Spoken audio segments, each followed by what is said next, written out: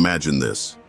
You wake up on a Sunday morning, head pounding, another blurry night of partying a distant memory. The guilt gnaws at you, not just for the hangover, but for the wasted weekend, the unfulfilled potential, and the hollowness that lingers despite the supposed fun. This was Mark's reality for years. He wasn't a bad guy, just lost, searching for meaning in the bottom of a beer bottle. Mark wasn't raised in a religious household, but the concept of a higher power always lingered in the back of his mind. He yearned for a purpose, a connection to something bigger than the endless cycle of work, party, repeat.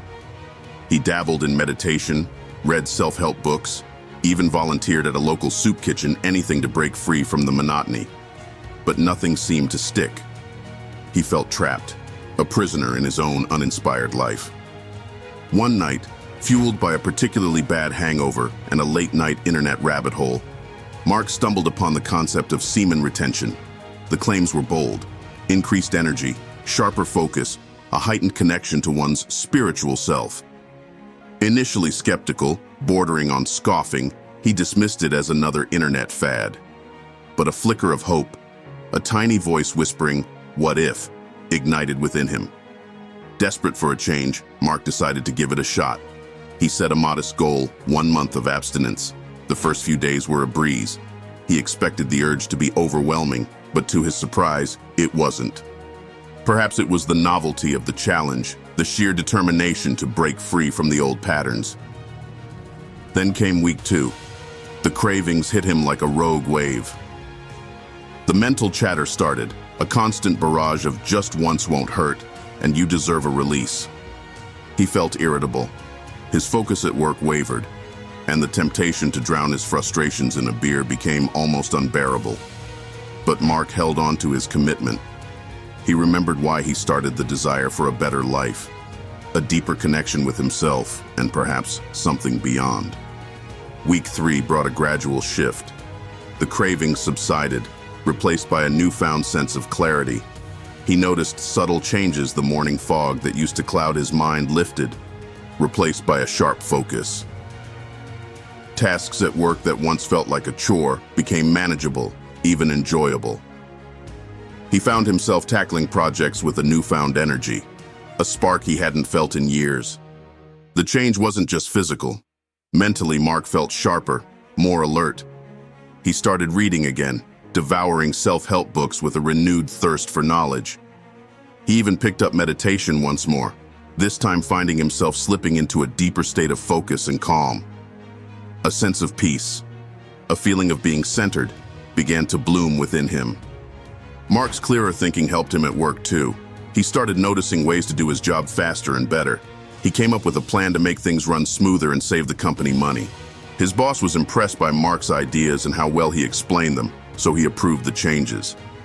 This success made Mark feel even more confident. He realized the sharper thinking he felt wasn't just in his head, it was helping him get real results. Mark wasn't just calmer during meditation.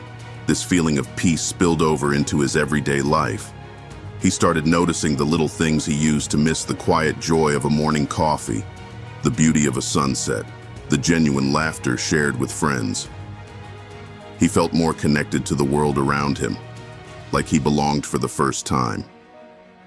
This peace wasn't just about the absence of noise. It was a deep feeling of calmness inside, a sense of being truly happy with himself. It was a feeling from his childhood that he'd almost forgotten, a feeling he desperately wanted back. And through semen retention, he had found it again. The most surprising change, however, came in his social life. Gone were the days of chasing fleeting connections in crowded bars. With his newfound energy and focus, Mark started attending industry networking events.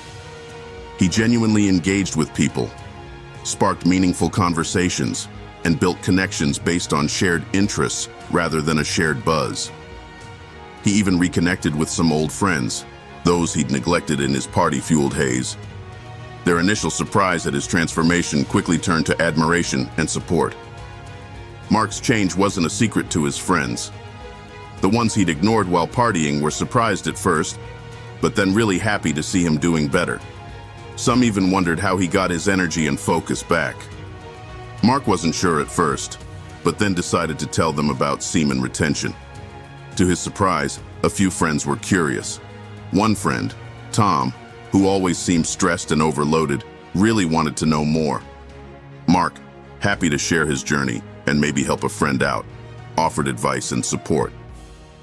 The idea of having friends who understood what he was going through motivated Mark to keep going with semen retention even more.